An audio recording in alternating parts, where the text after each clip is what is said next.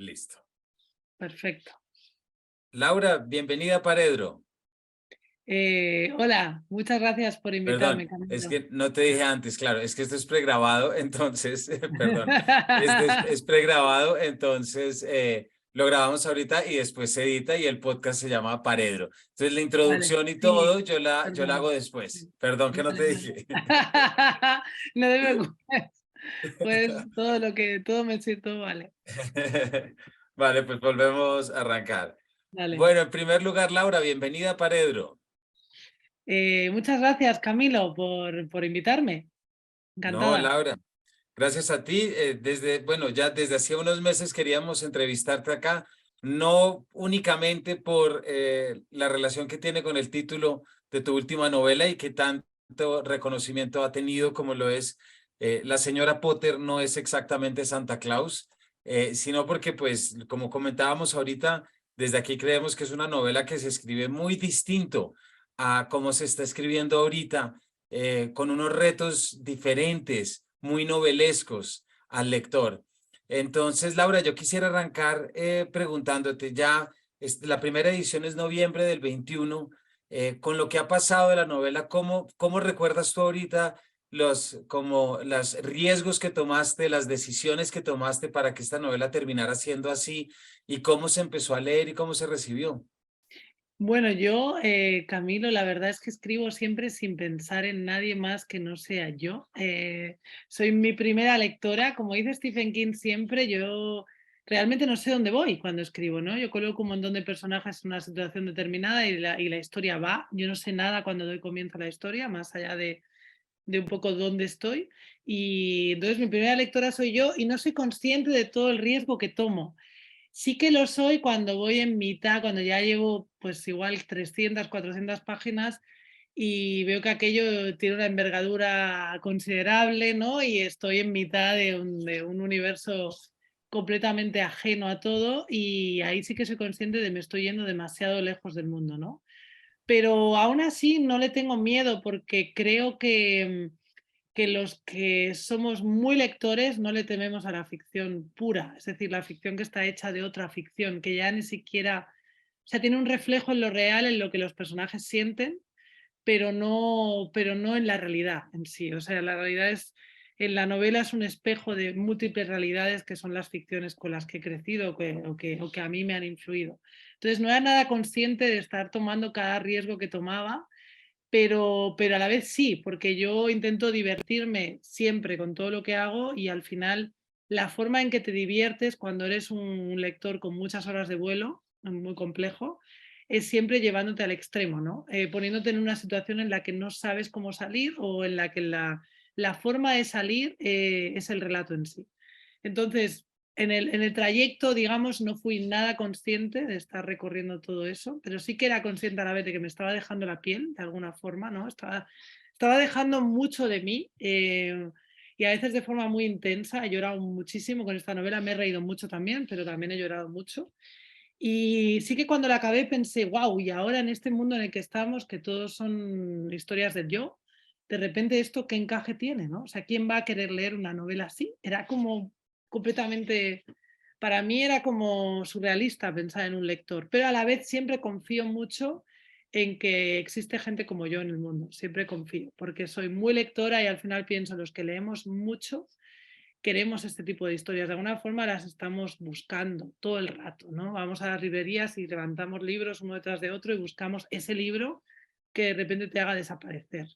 Y entonces pensaba, bueno, algún lector tendrá, no era nada consciente y para mí fue como entrar en una especie de otra dimensión el recibimiento del libro. O sea, de entrada cuando salió en España, enseguida, o sea, al día siguiente de publicarse estaba agotado en todas partes.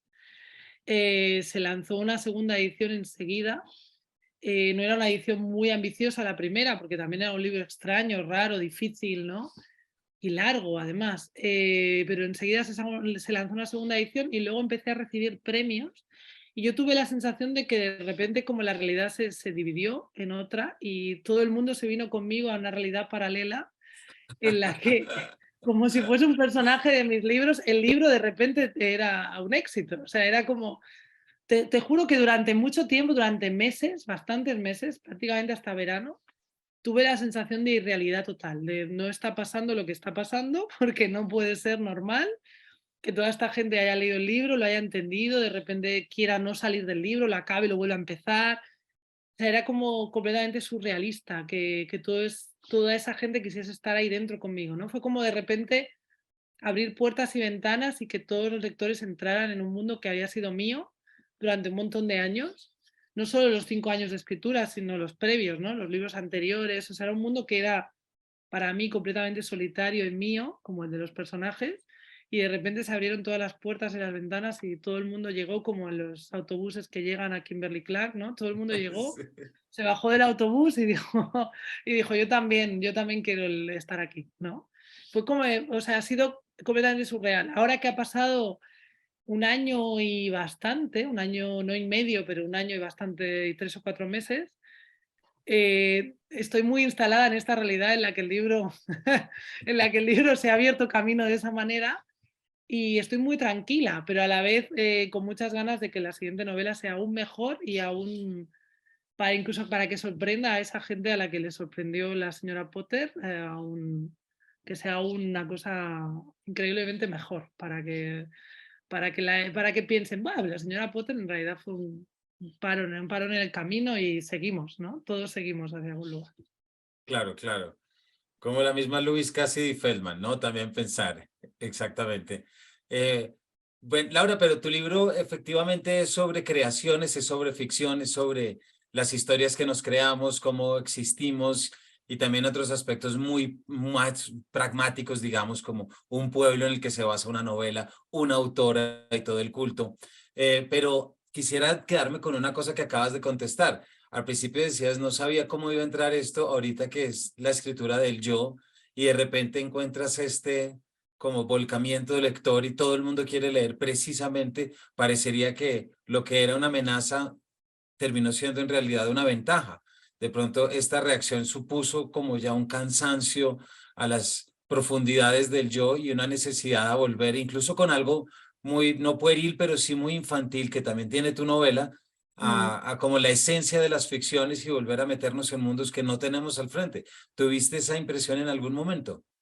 Sí, la verdad es que sí. De hecho, eso que dices que tiene de infantil, en realidad es el peligro de la lectura. Cuando somos niños, la lectura es peligrosa. Es un lugar en el que no sabemos qué esperar, en el que cada frase te puede llevar a un lugar por completo desconocido, en el que perdemos el control y queremos perderlo. O sea, la lectura cuando eres niño es un lugar no ya de evasión, es un lugar de extrañeza y de misterio y de literalmente otro mundo. Y yo creo que eso era lo que ansiábamos, o lo que todavía ansiamos como adultos.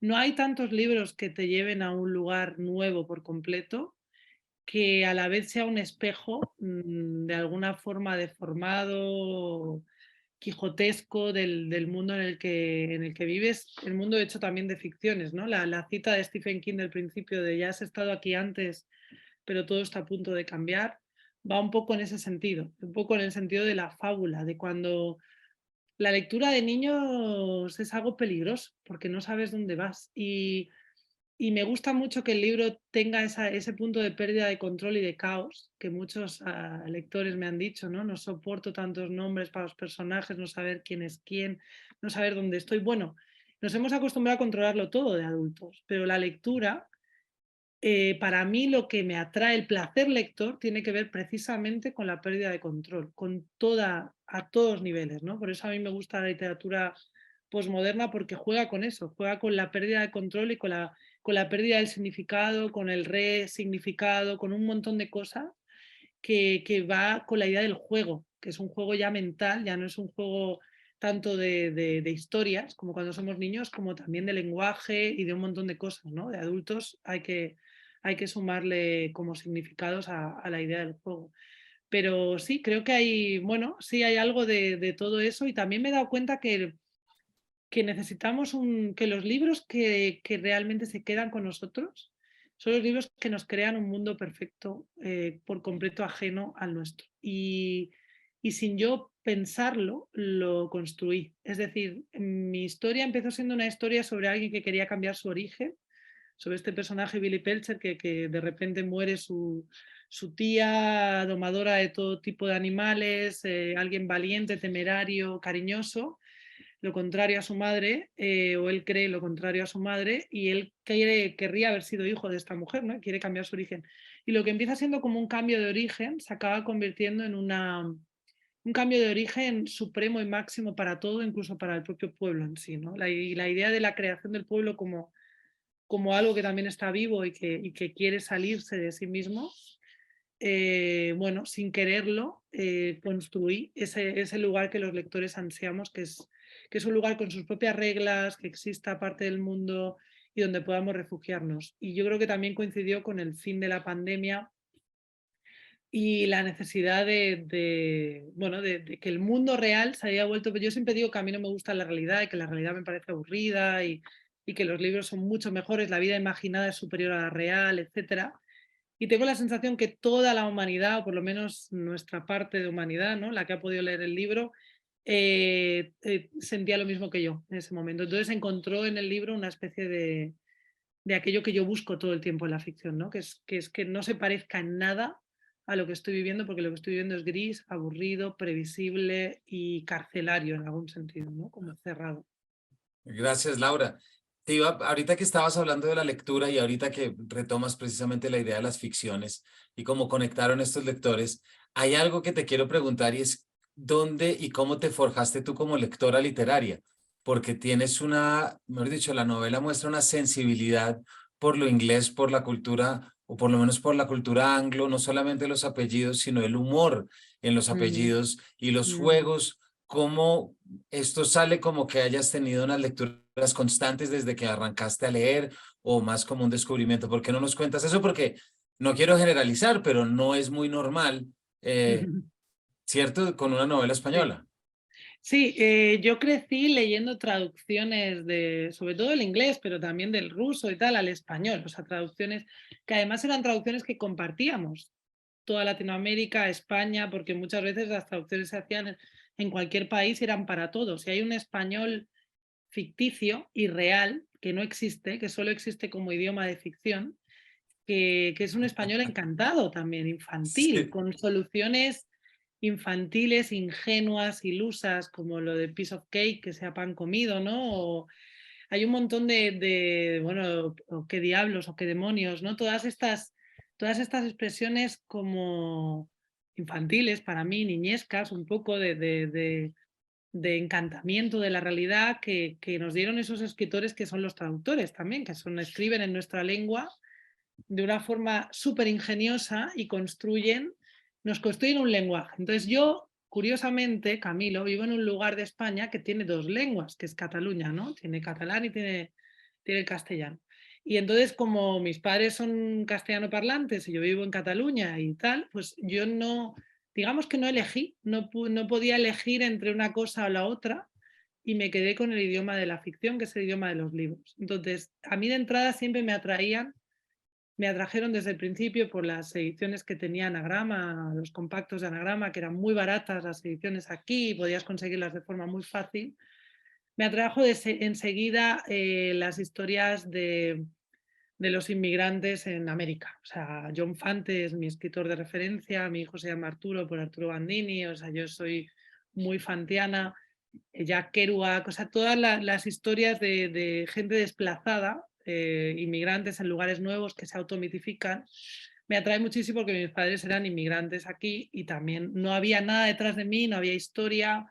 Y entonces me llenaba mucho, me llegaba mucho más como lectora y como futura escritora que era ya, esas historias que las historias que se escribían en España, que eran unas historias muy burguesas entonces, o sea, no llegaba con facilidad a escritura experimental escrita en español. Yo soy mucho más lectora de autores latinoamericanos. O sea, en mi lengua leo mucho más latinoamericano que español, que de España. Eso siempre ha sido así. Mi biblioteca está llena de todos los países que hablan español menos España. Y entonces todo eso me fue decantando por la literatura anglosajona, primero muy norteamericana, sobre todo, muy directa, muy norteamericana, muy John Fante, Raymond Carver, todos estos escritores eh, norteamericanos que venían de historias durísimas y luego de repente pues se volvió europea y sobre todo lo británico, el humor británico está muy presente en la Muy novela. presente. El humor británico absurdo que ellos entendieron, tengo la sensación, y esto lo aprendí gracias a Robert Cooper, que habla perfectamente español, es un autor posmoderno americano, que su mujer es catalana, entonces pasa temporadas en Barcelona, pasaba en España, y me dijo, bueno, es que la edición del Quijote en inglés era tan buena la traducción, que Borges incluso dijo que era mejor que el español, el Quijote en inglés, que los ingleses, los anglosajones, los norteamericanos, que queríamos experimentar o hacernos o destruir la idea de la novela, el Quijote fue para nosotros fundamental, ¿no? Y yo tengo la sensación que cuando leí Quijote con 30 y pico de años, ya había leído el Quijote 1000 veces por toda la literatura británica que había leído de humor absurdo y por toda la literatura americana posmoderna que había leído. Entonces, claro, de alguna forma, mi Quijote, o sea, las historias que construyo son quijotescas, pero no vienen de Cervantes, no vienen del español, sino que vienen de la traducción. Es curiosísimo que una muy buena traducción haya generado esa cantidad de escritores que imitan a Quijote para que alguien como yo, que los ama a todos esos escritores, de repente haya leído Quijote y ha dicho, ah, vale, pero todo viene de España, en realidad. O sea, todo viene de este Claro. señor, Cervantes, ¿no?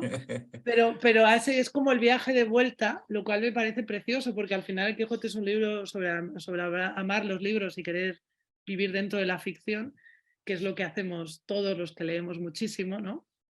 Y me parece como precioso. Pero sí, hay mucha, bueno, leo muchísimo, leo prácticamente, no leo un libro al día, pero uno cada 3 días sí, y leo mucho. Y leo sobre todo Ok. traducciones, y las busco compulsivamente, y busco traductores en concreto, y soy un poco, además de lectora de autores, soy lectora de traductores. A veces he leído novelas que no necesariamente me interesaban solo porque el traductor tiene muy buenas soluciones, muy buen lenguaje, muy buena. Al final el traductor construye un lenguaje español y que sé que a mí me interesa. Pues es que me sorprende que lo digas porque como te decía ahora, una de mis primeras impresiones leyendo la novela era que estaba leyendo una traducción de una novela inglesa. Total. Y eso fue esa fue la experiencia más increíble porque era como, wow, ¿qué tal que, mejor dicho, que el texto definitivo sea exactamente, se lea como una traducción que viene y que haya una referencia implícita, pero que no se identifica y luego están, por supuesto, los nombres, porque los Ujú. nombres de los personajes, que es increíble cómo los escoges y cómo los metes y además cómo te metes con, hay algo increíble y sobre esto te quería preguntar ahorita, que es la forma como esto, lo que estamos hablando es un poco el resultado, es lo que queda después de todo un proceso, ¿verdad? Es como ver al final ya el plato, pero me intriga mucho preguntarte, Laura, en cómo la novela se te empieza a crecer de tal manera que adquiere esta conciencia narrativa. Tú al final, en el comentario final, tú explicas Ujú. y dices que sí, En el eh, pueblo. que estuviste en un pueblo, ¿cierto? En el pueblo de Drobak, espero estar pronunciándolo bien, Sí, supongo. eh, y que hablas de la postal, que es ahorita leemos para nuestra audiencia, como es ese comienzo de la postal de Kimberly Clark Weymouth, pero ¿en qué momento de repente lo que es la experiencia en un supuesto pueblo de Papá Noel se te termina convirtiendo, no sé si en crítica o comentarios sobre lo que es el culto al autor, sobre una cantidad de cosas que ya son propias del género que no son infantiles, sino que te llevan un poquito a esto, porque ya veremos, es un pueblo que un poco monta toda su historia alrededor de una autora que fue allí y que se inspiró allí para poder escribir lo que es la novela. ¿Por qué no nos cuentas cómo fue ese proceso de crecimiento? La verdad es que es muy orgánico. Es decir, yo como escribo, esto es real, intento escribir una página cada día y entonces todo lo que me interesa en cada momento acaba dentro de la novela. Entonces, automáticamente cuando surge la idea de que va a haber un pueblo y además es que es todo como, siempre está muy relacionado con lo que leo en cada momento. En aquel momento estaba leyendo, cuando empecé la novela, aparte de que he descubierto después que estaba leyendo un libro de La balada del café triste de Carson McCullers, porque hay un personaje que se llama Stampy McPhail, idéntico, o sea, y lo saqué de ahí directamente, dije, este se va a venir conmigo. Estaba leyendo el segundo libro de la serie Bascom de Richard Ford, El Día de la Independencia, donde Bascom su protagonista se convierte en agente inmobiliario. Y pensé, claro, si este chico se tiene que ir de este pueblo, tengo que vender la casa y el forastero va a ser, o sea, el que nos presente el pueblo va a ser un agente inmobiliario, es el tipo que va a llegar al pueblo. Y de repente a partir de ahí empieza a crecer todo. Lo que sí que es muy orgánico es cómo crece la idea de por qué él, o sea, lo que aparece primero es el despacho de este señor, y lo sé todo porque tengo un diario, además escribí un diario de la novela y fue apareciendo todo como en pequeñas polaroids. Aparece el despacho del señor y veo que dentro del despacho, aparte de los anuarios y todo lo que tiene una vitrina con un ejemplar raído de una novela mítica que para ahí en ese momento pensé, claro, tiene que ser una novela infantil porque bueno, nada más, nada sería tan salvaje para alguien como para mudarse a un lugar desesperanzador como que quiera recobrar al niño que fuiste, ¿no? Entonces tiene que ser una novela infantil.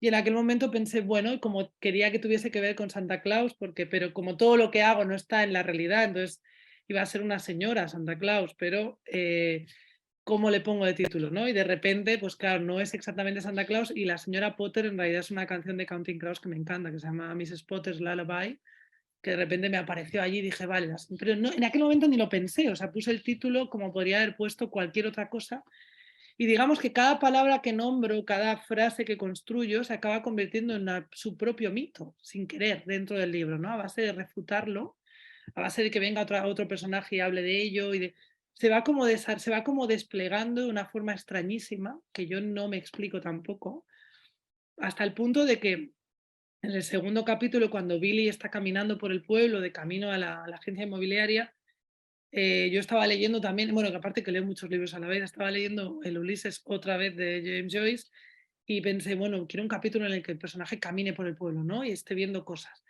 Y de repente me aparece un personaje que es el de Katz McKisco, que es un agente en prácticas, y de repente le pide una cita. Y recuerdo que en aquel momento cuando estaba escribiendo pensé, no, o sea, este señor se va a ir del pueblo, no puede pedirle una cita. ¿Por qué? ¿No? Fue como, no, pero ¿por qué? Pero y de alguna forma tenía que pasar, era como, si ha pasado es por algo, entonces vamos a dejar que respire el personaje. Si esto es un impedimento que va a hacer, vamos a ver qué pasa, ¿no? O sea, todo el tiempo son jugar. O sea, en realidad cuando estoy escribiendo estoy jugando y cada día depende mucho de lo que me ha pasado ese día. Es que es increíble, pero es así.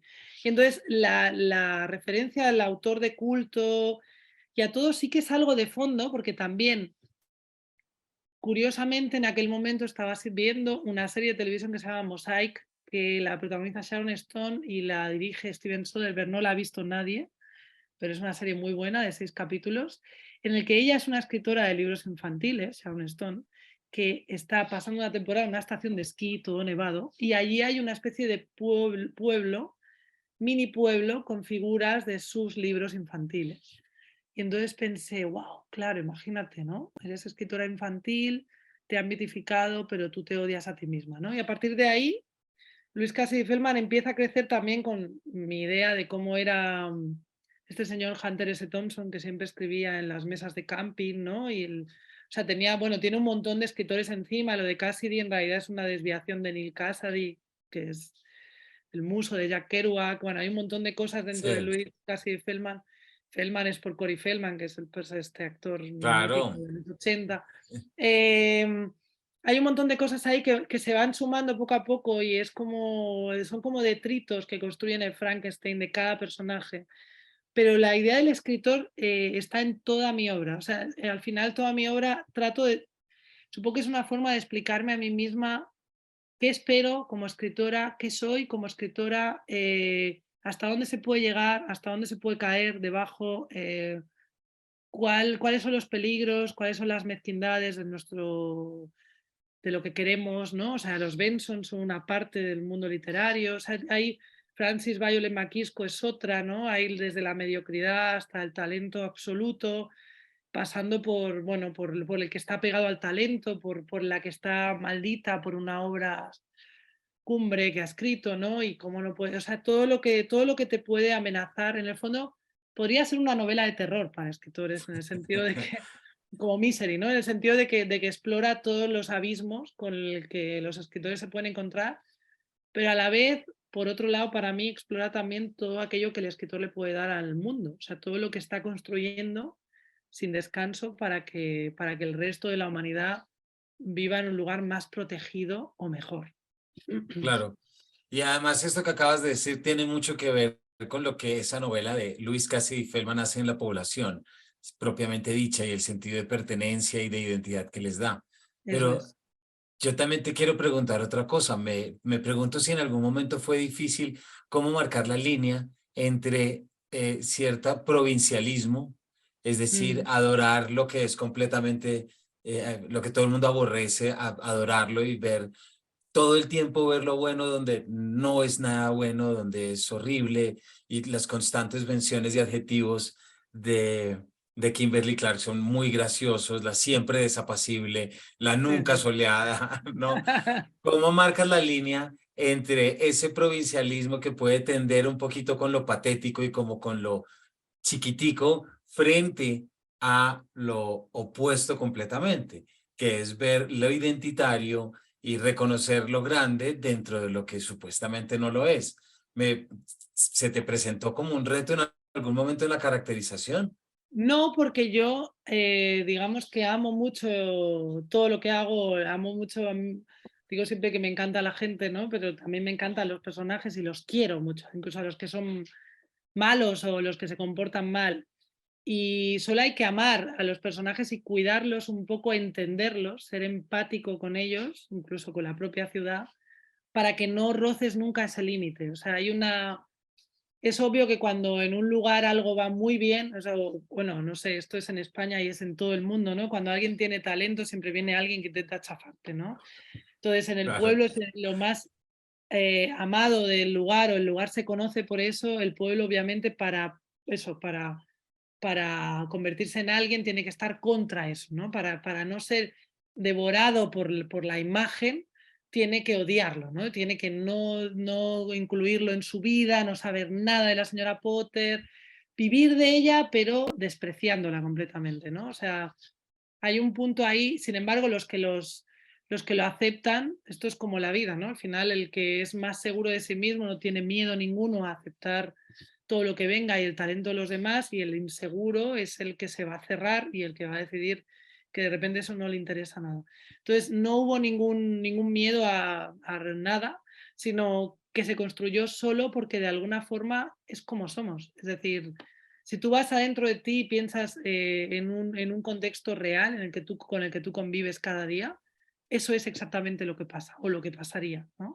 Sería exactamente eso. E incluso con toda la novela es un cúmulo de espejos porque la historia absurda o ridícula, graciosa de las hermanas Forrest, esta serie de televisión de detectives que ven, para mí es el iceberg con la forma más simple de ver toda la novela, ¿no? O sea, dos hermanas en la cual una tiene mucho talento y es capaz de descubrir al asesino llegando a la escena del crimen y decir eres tú, sin saber nada más.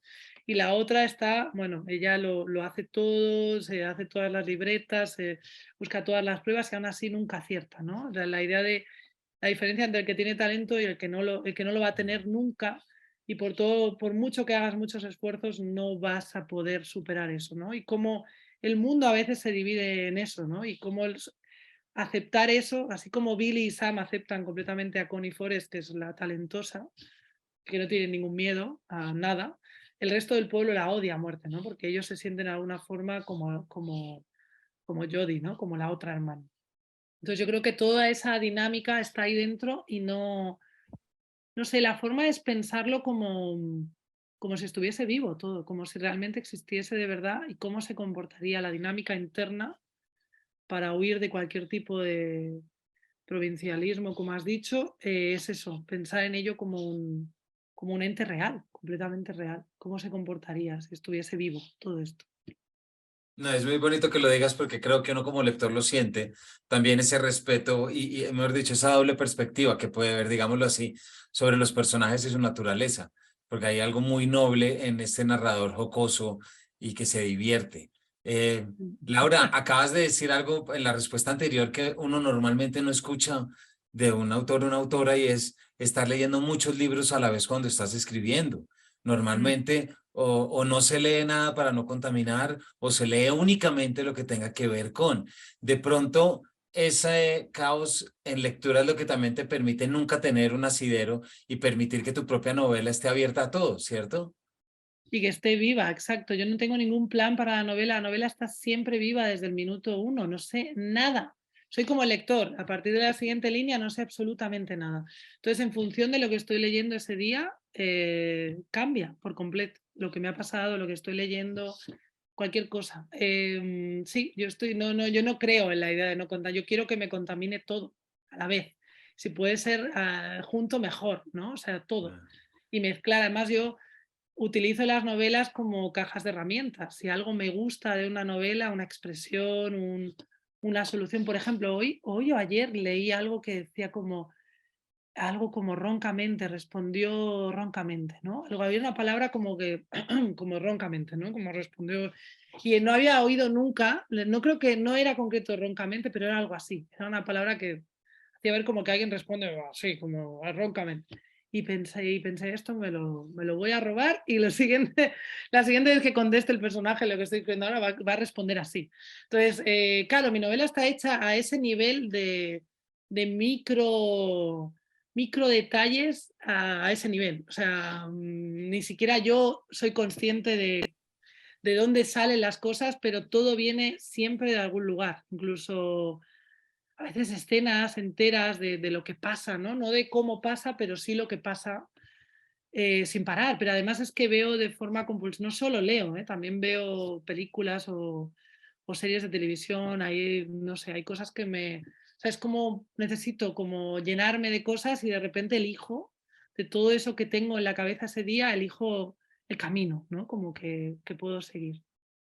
no, pues así fascinante la escritura y también la experiencia propiamente dicha.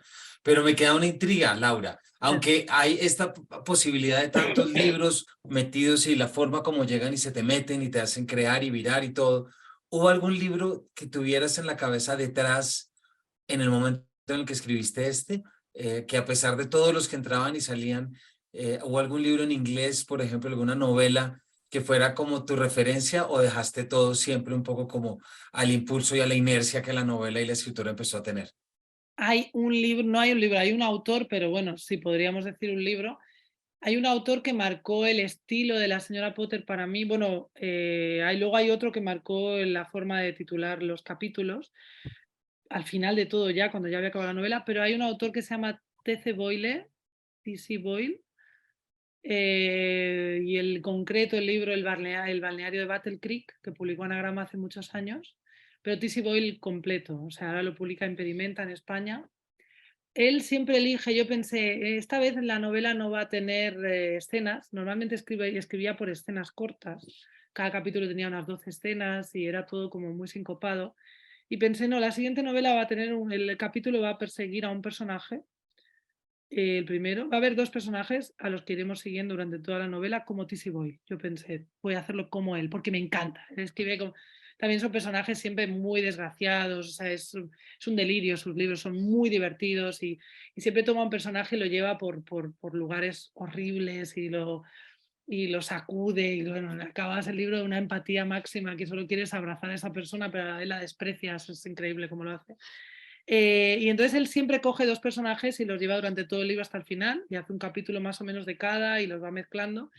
Mi intención era esa, ¿qué pasa conmigo? Que creo muchos más personajes. Entonces yo empecé así, entonces está Stampy, primer capítulo, el segundo está Billy, el tercero están ellos dos juntos, entonces era como una idea de... y luego ya se me descontroló y de repente había más gente. Pero si te fijas bien, realmente Stampy y Billy tienen mucho más protagonismo y cada vez que, cuando llevo muchos capítulos y que aparezcan, hay un capítulo dedicado a cada uno de ellos y digamos que su historia, la de los dos, de alguna forma es vertebral. Y eso es por T.C. Boyle, porque, bueno, a mí él me alucina cómo hace las cosas. Lo que pasa que solo tomé de él a veces la forma también la forma apresurada en que escribe como hacia adelante, como si las letras corrieran en alguna dirección y tú fueras detrás como lector, ¿no? Esto como de forma apresurada todo. Eso me gusta mucho. Entonces, fue mi intento de imitarle, me salió una cosa completamente nueva porque cada capítulo tiene, en el intento de imitarle siendo yo, conseguí hacer como cada capítulo tiene como dentro de la historia principal hay dos historias o tres y luego se vuelve a la principal, con lo cual se cierra. Y eso sí que recuerdo que cuando llevaba 6 capítulos escritos así, me vi incapaz de hacer 30 y pico más. Pensé, bueno, no voy a ser capaz y lo conseguí al final, pero pero es complejo. Realmente a nivel de estructural, cada capítulo tiene una estructura que, aunque no lo parezca, contiene una historia dentro de otra, y luego se vuelve a la superficie de alguna forma. Eso no lo hace Tizzy Boyle. Tizzy Boyle tira recto y ya. Pero la forma de cómo corre el texto con Boyle y cómo la forma en que se ríe de los personajes o los destruye un poco para generar el absurdo, es el balneario de Battle Creek sobre todo. Pero bueno, hay infinidad de títulos, pero sobre todo él. Y luego en los capítulos hay un autor serbio que se llama Goran Petrovic, que tiene un libro que se llama La mano de la buena fortuna, que los inicios de los capítulos son increíbles. O sea, él no lo hace así como yo, que es más quijotesco. Él pone solo detalles del capítulo, ¿no? 3 rosas amarillas, no sé qué, un sombrero tal, no sé, y es un listado enorme, y entonces empieza el capítulo. Es una genialidad. El libro es una genialidad. Pero pensé, claro, si en un capítulo pasan 25 cosas, no puedo poner solo Stampy McPhail hace un amigo. No, o sea, el capítulo No, no, tiene que no. ser, tienen que pasar cosas. O sea que bueno, Y, sí. y cada uno de esos títulos también le mete a uno en ese estilo y en esto que venimos diciendo. Laura, se nos acaba ya el tiempo, pero hay algo, aquí también hemos entrevistado y han pasado periodistas, cronistas, tú también eres periodista.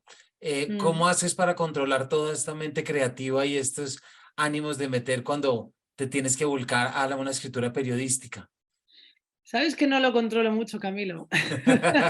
Por suerte hago sobre todo entrevistas y creo personajes cuando hago entrevistas, me doy cuenta. O sea, construyo el personaje a partir de detalles, lo que me dejan, ¿no? Pero en realidad hago un género bastante literario de entrevistas. Me lo paso muy bien también. En mis novelas salen muchos periodistas porque también me interesa mucho, y esto es algo importante de nuestra profesión, que el periodismo al final es el relato de la realidad, ¿no? Y construimos un relato de la realidad que no es real, solo es un relato concreto de la realidad, que es el que tú ves. Y eso me interesa mucho que aparezca dentro de los libros porque a veces tengo la sensación de que los que no estamos dentro de este mundo no son muy conscientes de cómo el periodismo es un relato de la realidad, que no hay que quedarse con él exclusivamente, sino que hay que tomárselo como un relato. Y en mis libros hay mucha toma de conciencia, en La señora Potter también, de cómo cuando cambia el relato sobre la ciudad, también cambia la ciudad, porque al final el relato de lo que somos en todos los sentidos, que nos haga un periódico, que nos hagan los demás sobre nosotros mismos, nos encierra de alguna forma, ya no podemos ser otra cosa, y eso es peligroso. Y el periodismo puede ser peligroso, lo es en realidad, y por el lado contrario puede ser muy liberador. Es decir, hay que ser muy consciente de eso y muy honesto también cuando se trabaja. Yo he tenido la suerte de, bueno, pues la suerte o no, he decidido siempre ser muy honesta cuando he trabajado y negarme a hacer depende qué cosas, y estoy muy contenta por eso. Y a la vez estoy muy, o sea, me gusta mucho explorar el universo del relato del relato a través del periodismo en todo lo que escribo, porque es importante y cada vez más, ¿no? Al final los relatos, hoy en día tenemos tantos relatos sobrepuestos sobre la realidad que con cuál te quedas, ¿no? También eso es algo curioso que de alguna forma en la novela lo conjura un poco la idea de que el relato no es ni una cosa ni la otra, sino pueden ser muchas cosas y siempre dependen del que hace, del que construye el relato. Laura, muchísimas gracias. Para nuestros oyentes, hemos estado hablando con Laura Fernández, autora de La señora Potter no es exactamente Santa Claus, una novela, una parada obligatoria en cualquier persona que le interese la ficción literaria, que escriba, que le interese todos los temas tan sensibles y que tienen que ver con la creación. Y por supuesto, la invitación a una lectura de un humor a través de un estilo y una cadencia que, Laura, como te decía al principio, como pocas yo he leído últimamente. Así que muchas gracias por este rato desde Mongat, desde donde nos estás hablando. Muchas gracias a ti, Camila, ha sido un placer, la verdad, muchísimas gracias. Las preguntas me han encantado. No, a ti muchas gracias. Esperamos que vuelvas a pasar por aquí con tus próximas novelas. Y a todos nuestros oyentes, gracias por habernos acompañado y nos vemos en una próxima edición de este Paredro.